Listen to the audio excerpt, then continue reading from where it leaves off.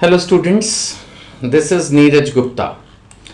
इस वीडियो में हम स्टडी करेंगे फटीग स्टडी, थकान।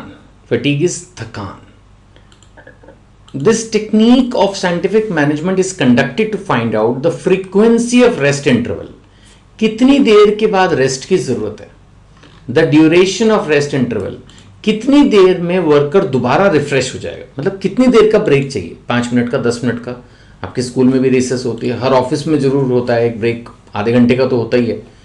बट मैन्युफैक्चरिंग फील्ड में ज़्यादा ब्रेक्स की भी ज़रूरत पड़ सकती है, बहुत हैवी जॉब होती है sometimes. And the number of rest intervals, कहीं ना कहीं वैसे फ्रीक्वेंसी और नंबर इंटर रिलेटेड हैं कि कितनी देर के बाद होगा तो उसी हिसाब से वो नंबर ऑफ इंटरवल्स आ जाएंगे टोटल वर्किंग आवर्स के हिसाब से। So fatigue means tiredness and it can be from physical और मेंटल वर्क, दोनों चीज़ों को कंसिडर किया कि बंदा थक जाता है काम करते करते।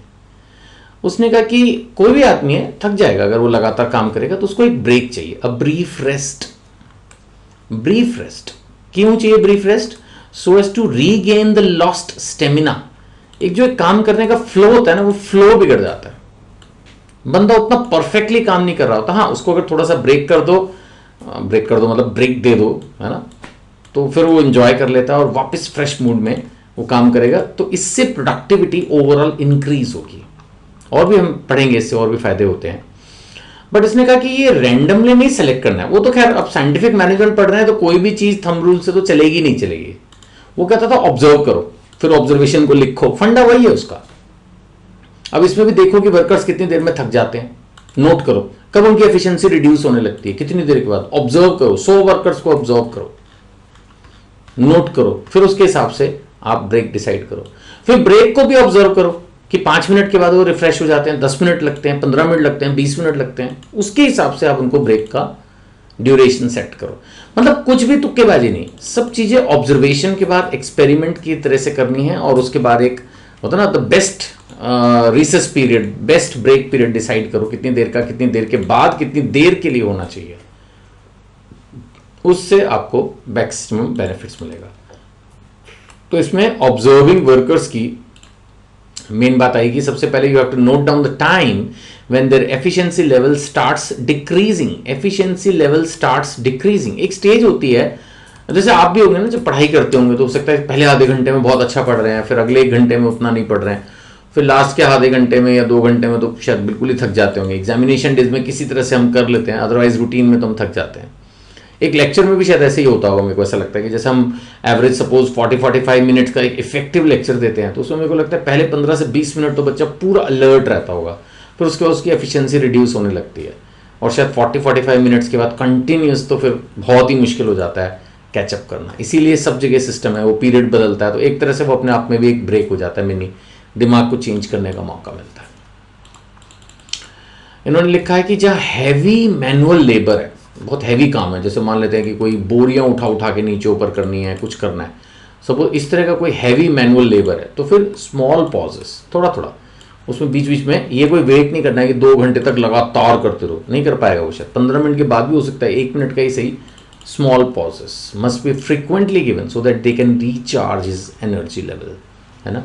आपने देखा होगा अगर कुछ बच्चे क्रिकेट देखते होंगे, इवन क्रिकेट में भी, है ना, कुछ ओवर्स के बाद जो है रिलैक्स टाइम होता है, बीच में पानी वानी पियो, तो ये सिस्टम है। इवन आप देखो कि जो नेचर है ये भी तो रेस्ट लेती है ना। अगर आप देखो सन पूरा दिन काम करता है, फिर रात को भी सो जाता है, फिर मून की बारी आती है, फिर वो अपना काम करता है। This is how the system works.